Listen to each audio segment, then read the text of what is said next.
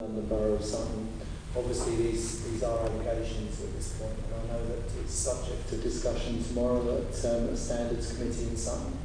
So what I would say as Chair on behalf of the South London Waste Partnership, obviously one of the key things for us is integrity and public accountability, and I think it's important that we do have some form of discussion about the outcome of that standards committee.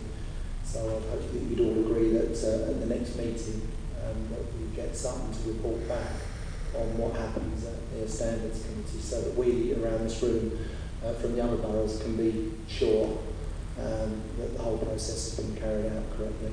And obviously if that's the outcome of the meeting tomorrow at Sutton, we need to be told that.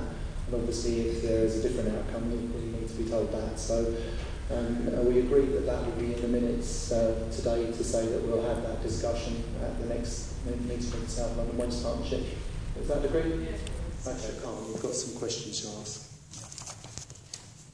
And obviously, Sasha, bear in mind that obviously the officer's not here to answer them, and some of the points might come up tomorrow at the Standards Committee, but we'll do our best to answer if there's any questions to councillors. I'd like to put a two-part question to the partnership regarding 3 damaging news articles within the last week relating to the contract for the incinerator in Beddington. This is in chronological order.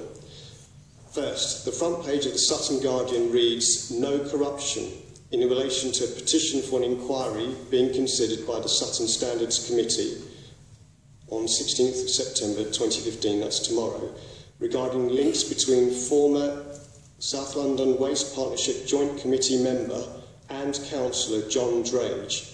He's currently the chair of Sutton Liberal Democrats.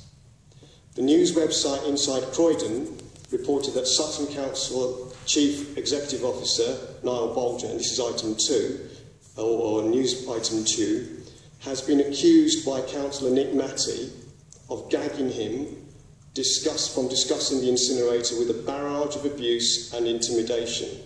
So this is the second item in the press inside Croydon. The third item, the Croydon Advertiser reported that a member of the planning committee that approved the application was coerced into voting for the incinerator by John Drage and another former committee member of the South London Waste Partnership Joint Committee, Councillor Colin Hall. I understand that in April, Councillor Stuart Collins, current chair of the SLWP Joint Committee, wrote to Ruth Dombey, leader of Sutton Council, calling for an independent inquiry into a £275,000 donation given by Viridor Credits to Holy Trinity Church in Wallington, where John Drage and his wife are active members and which is regularly used as a meeting place by Sutton Liberal Democrats.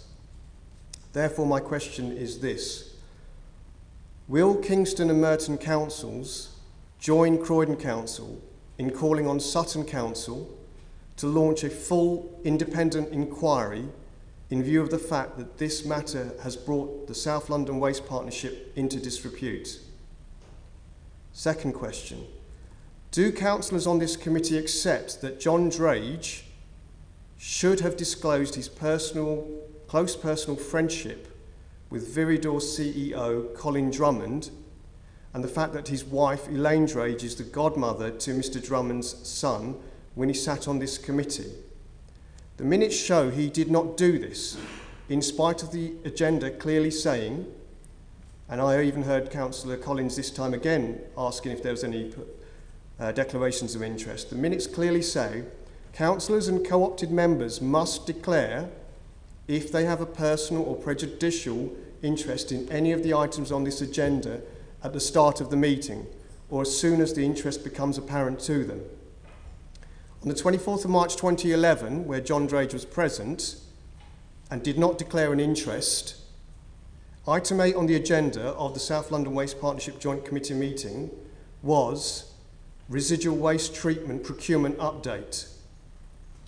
It is important to note that John Drage did disclose his close personal friendship to the Viridor CEO to the Sutton Planning Committee when he spoke in favour of the incinerator application in the spring of 2013.